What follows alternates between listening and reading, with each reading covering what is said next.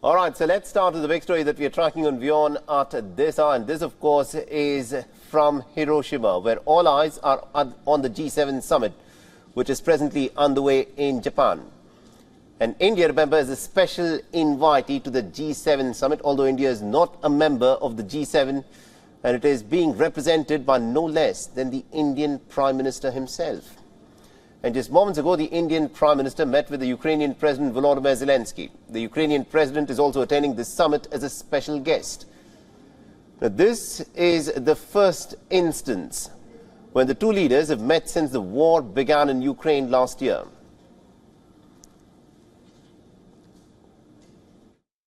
Ukraine में चल रहा युद्ध पूरे विश्व के लिए बहुत बड़ा मुद्दा है।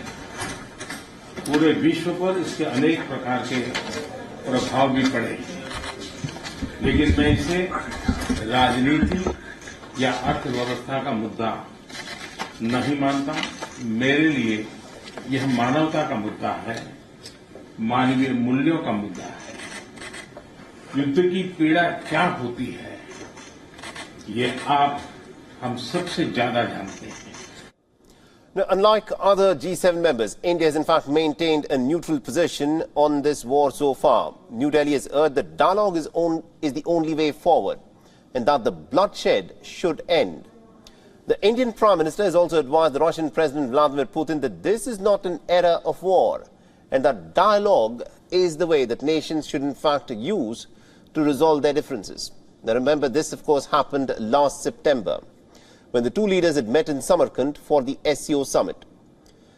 And what is also interesting to make note of is that New Delhi has not directly condemned Russia for the war.